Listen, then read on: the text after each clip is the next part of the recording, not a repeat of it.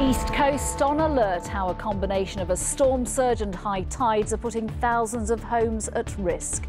From Lincolnshire down to Essex, evacuations and the army on standby. But confusion too, as some are told they can go home and then are forced to leave again. Scared, yeah, of course I am, yeah, because there's loads of children and old people. I've just took what I could grab and I've just gone. Also this lunchtime, a one-time Labour leadership contender quits politics for the arts, but says he's not leaving over Corbyn. The siblings campaigning for more smear tests after their sister, who was refused one, died on Sunday. Plus, I am pleased to award our nation's highest civilian honor, the Presidential Medal of Freedom. the surprise gift to one of his firmest friends, President Obama's tribute to Joe Biden in his final week at the White House.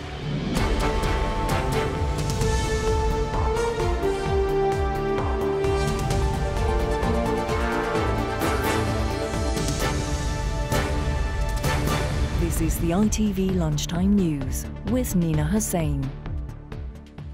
Good afternoon. The army is on standby. The warnings are in place. Thousands of homes from Lincolnshire down to Essex have been evacuated, the east coast of England on alert. As many in Britain woke up to the hazards and harshness of winter today, it is that part of Britain which could see life-threatening conditions tonight. A storm surge is forecast with strong winds and high tides expected to bring waves crashing over coastal defences. Richard Pallow has the details. Along the length of England's east coast, they are preparing for the worst. The threat to life here in Jaywick in Essex means authorities are again this morning telling residents to leave. Scared, yeah, of course I am, yeah, because there's loads of children and old people. I've just took what I could grab and I've just gone. Many are ignoring the advice. The Red Cross means they're staying. Green, that they've gone. Worries over flooding this lunchtime have now been replaced by fears of a huge tide at midnight. The confusion has meant the evacuation has been on, off, and now on again. Elaine and her family have seen enough. Very worrying. Very worrying. Not for me, but my daughter's come all the way from Basildon to come and get me. You know? The husband all come last night, so we've got to get going now. I'll let you go. Well, I hope everybody's safe.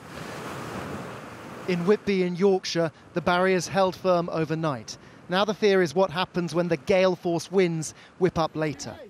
Similarly, in Great Yarmouth and Norfolk, the sandbags are out already. But there, police have just ordered 5,000 residents to leave their homes now. It's this afternoon we now need to worry about, through from about 3 o'clock in the northeast through to midnight around Dover. And we're likely to see higher levels than we saw this morning and still have the impact of those very high waves. So severe flood warnings and other warnings will still remain in place on many places down the east coast. Snow and treacherous driving conditions are the main problem in Consett and County Durham, but there are severe weather warnings in place currently across England, Wales, Northern Ireland and in Scotland. This overturned lorry in Aberdeenshire, one of several accidents. The bad weather that affected many across the last 24 hours has now mainly passed through, although roads do remain icy in places. And although the sea is calm this lunchtime, it's what's set to happen later along England's predominantly flat east coast that leaves tens of thousands worried and vulnerable. Richard Pallow, ITV News. OK, let's take a look at the situation as it stands this lunchtime. There are now 16 severe flood warnings in place across East Anglia and Essex, which means people's lives could be in danger. There are a further 82 flood warnings in place across the UK. Flooding in those areas is expected and people are being urged to take action to protect their homes. And on top of that, there are 59 flood alerts in place. People in those areas should remain prepared.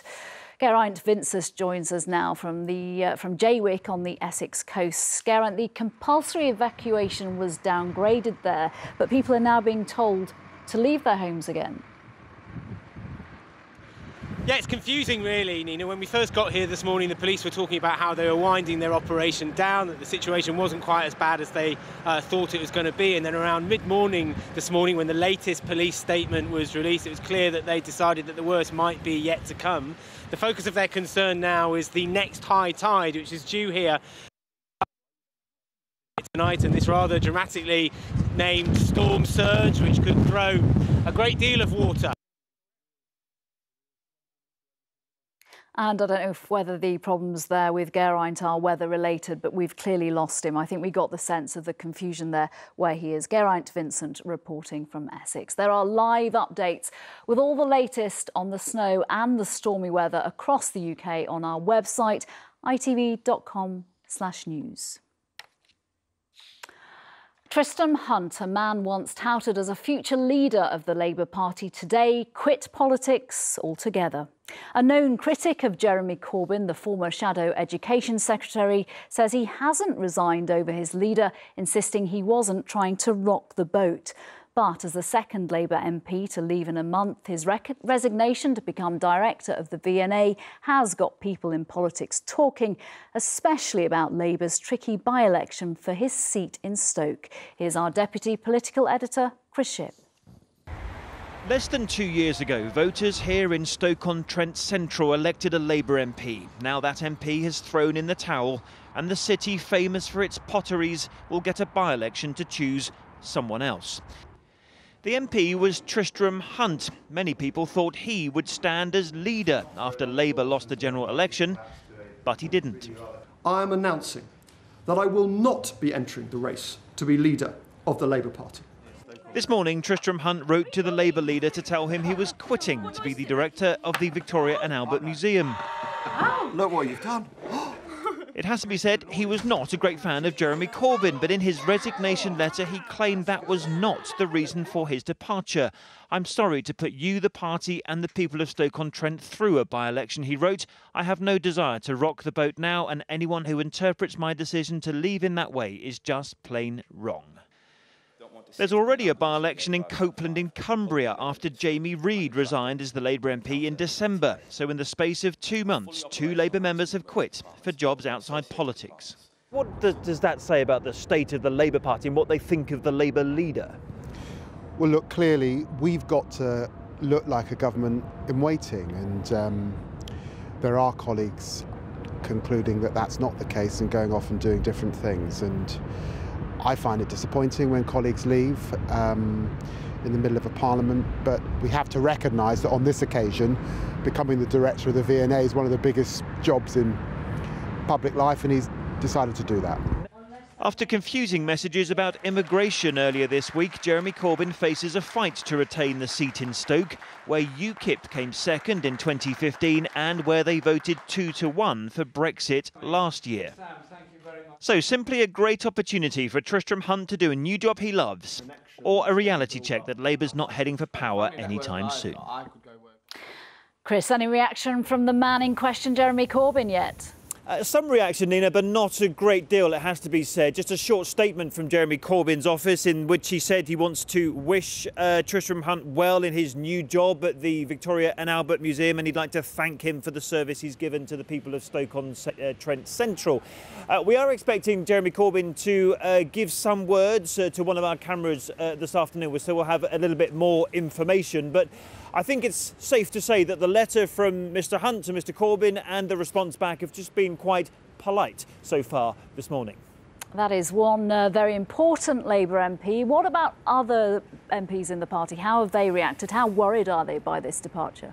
Well, you know, Nina, I think this story is a little bit bigger because, as I said in my report a few moments ago, this is the second Labour MP to have resigned and taken a job outside politics in the space of as many months. Jamie Reid in Copeland left to join the Sellafield plant in his constituency. We've now got Tristram Hunt's departure. Therefore, the big question is, are other MPs going to do the same? And if so, why are they doing it? Now, I've spoken to a couple of MPs this morning who said to me, well, actually, I've turned down a few job offers, and then they added ... so far. And another Labour MP said to me, yes, I think there probably will be some more. What does it tell us? It tells us perhaps that those Labour MPs don't think they've got a winner as leader of their party, and they don't think Labour are on course to win the next election. Therefore, they're wondering, well, what am I doing in this job? Chris Shipp, thank you. Nearly half of hospitals in England declared a major alert last week as they struggled to cope with patient numbers and a lack of resources. Figures released today show that NHS hospitals issued 226 serious alerts between Tuesday and Sunday as they were overwhelmed by pressure on services. That's more than 6 times the number of major alerts for the same period last year. And a young woman has died in a suspected chemical incident at a student house situated on the edge of Bournemouth University's Talbot campus. Dorset police said unknown chemicals were inside the house and neighbouring homes were evacuated as a precaution. In the United States, Donald Trump has ordered a report into how an unverified dossier containing damaging allegations against him came to be made public. The document is continuing to create a diplomatic storm on both sides of the Atlantic after it emerged a former British intelligence agent had written it. Nick Wallace has the latest. 2 days ago, the president-elect came out fighting against allegations his campaign team had contact with Russian operatives or that he'd been involved in compromising sex acts whilst in Russia. It's all fake news. It's phony stuff. It didn't happen. And it was gotten by opponents of ours. Today, Donald Trump seemed to denounce the British author of the dossier, calling him a failed spy, afraid of being sued. He also promised he'd be in possession of a full report on the allegations of possible Russian hacking within 90 days. Christopher Steele, the retired MI6 operative who was commissioned by American opponents of Mr. Trump to put together the dossier, was not at his London offices today, with rumours he's gone into hiding. The Russian embassy has already stated its view that Christopher Steele is still working for the British government, which is attempting to discredit both Russia and Donald Trump. But former Foreign Secretary Sir Malcolm Rifkind believes the British intelligence services have no case to answer. I don't think it puts them in a compromising position at all. They don't currently employ him. What somebody does when he's retired from the intelligence agencies may be acceptable and responsible, or it may be distasteful, but that's his individual responsibility. You can't blame his previous employer for that. Even if the dossier's contents are comprehensively debunked, questions over Mr. Trump's relationship with Russia and Vladimir Putin's influence over his election will continue to be asked. Nick Wallace, ITV News. Still to come from Donald Trump to the outgoing president's big surprise. President Obama reduced his deputy to tears. We'll have Joe Biden's response when he regained his composure.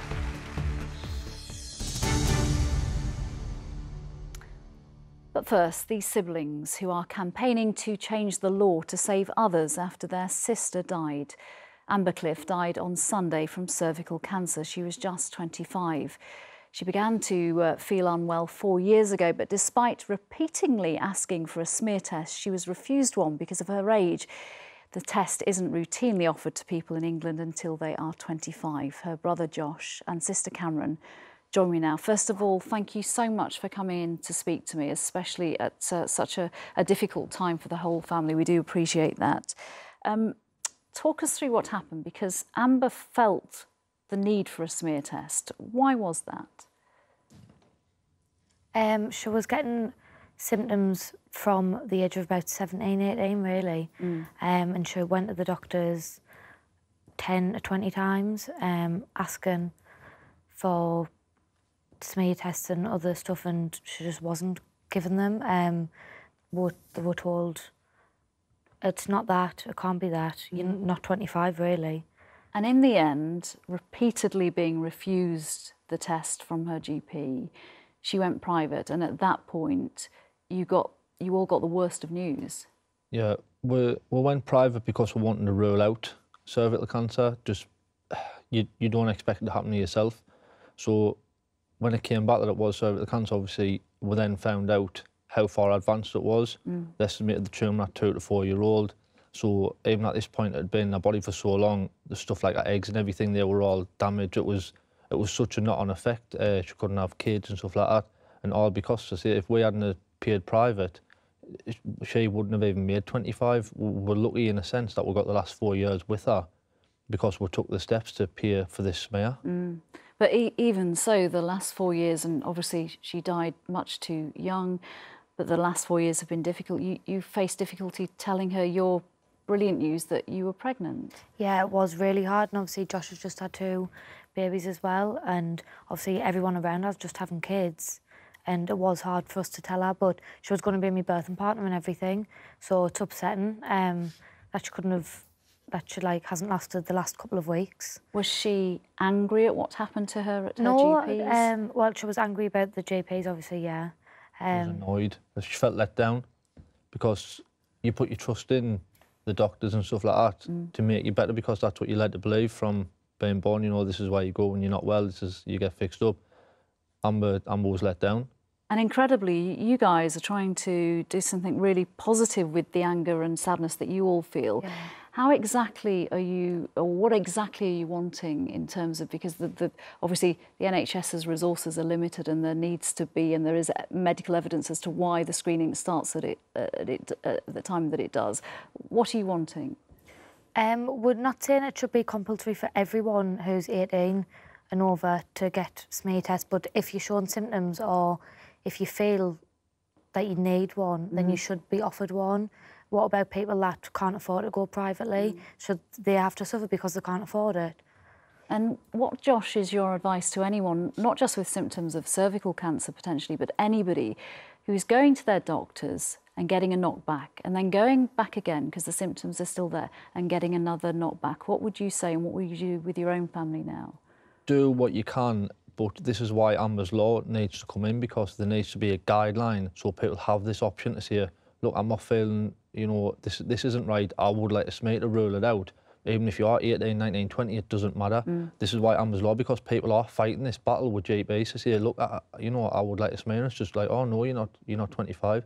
You don't become 25 and cancer's automatically allowed to enter into your body. It's, you know, it doesn't matter what age you're at. Cancer doesn't know an age. Just before I let you go, what do you think Amber would make of what you two are doing now? I think she'll be really proud of us, but she was such a private person, so she wouldn't be... She'd want to kill us. Yeah. Siblings, eh? Thank you very much, Cameron and Josh. Thank you so much for coming in. I really, really appreciate that. A teenager charged with the murder of 7-year-old Katie Ruff from York has appeared via video link at Leeds Crown Court. Katie was found by police with life-threatening injuries in a field close to her home on Monday night. She was taken to hospital but later died. Southern Rail drivers have begun their 3rd day of strike action this week. 300,000 passenger journeys are expected to be disrupted, with the operator advising people not to travel at all unless absolutely necessary. A series of further walkouts are being planned in a bitter dispute over staffing. Next, it is commonly thought of as a disease of older people, but figures given to ITV predict more than 11,000 people under the age of 65 are expected to develop dementia in this year alone. Charities have now called for more research into the disease in younger people. Sangeeta Kandola reports. Mum of 2, Carla Bramall, started showing signs of Alzheimer's in her 30s before being diagnosed with early onset of the disease. Now 39, she is bedbound and needs 24-hour care. You're grieving already because Carla we love's not there anymore, is she? We lost the Carla that we love a couple of years ago. It's slowly but surely, just every little bit ebbs away. Her family have been sharing her story to highlight the fact that Alzheimer's is not just an old person's condition. In the UK, around 40,000 people under the age of 65 have been diagnosed with dementia. It's predicted this year alone, another 11,000 young people will be diagnosed. It's often under-recognised, takes a long time to get diagnosis, and it's very difficult for the person living with dementia and their family trying to support them to get an actual diagnosis and the right kind of care and support. Alzheimer's Research UK are calling for more government funding into research in young people. In Carla's case, the rare inherited form of dementia also claimed the life of her father, grandfather and uncle, who were all in their 40s. We need people to recognise that it's happening to people like, you know, that's in their 30s. You know, and you think nobody at that age is going to get Alzheimer's. Carla's family say it's too late for them, but there needs to be more awareness around the disease for future generations. Sangeeta Kandola, ITV News. Finally, this lunchtime, in a week's time, America will have a new president. It's 45th. But the 44th president of the United States is not going quietly. President Obama created one of his final memorable moments at the White House last night, reducing his vice president and trusted friend Joe Biden to tears by surprising him with one of the country's finest honours. The Presidential Medal of Freedom with Distinction has only gone to a handful of others before him. Francesca Carpenter has the details. He's the man who's been beside Obama from the start. And in a final tribute, the president has awarded Joe Biden America's highest civilian honour. For the final time as president, I am pleased to award our nation's highest civilian honour, the Presidential Medal of Freedom. It was a surprise to Biden, who broke down in tears at an emotional ceremony at the White House. This is a remarkable man. And I just hope that the asterisk in history that is attached to my name when they talk about this presidency is that I can say I was part of the journey of a remarkable man who did remarkable things for this country. Mr. Obama joked that the internet would have one last chance to mock the pair's bromance. Since Trump's victory in November, pictures of the pair have become big hits on social media. Obama said he was like a brother to him, adding that Biden's career is nowhere near finished. There have been rumours he'll run for presidency in 2020, a move Mr. Biden himself hasn't ruled out. Francesca Carpenter, ITV News. That's it this lunchtime. Charlene White will be here with the ITV Evening News from me and everyone here for now. Bye-bye.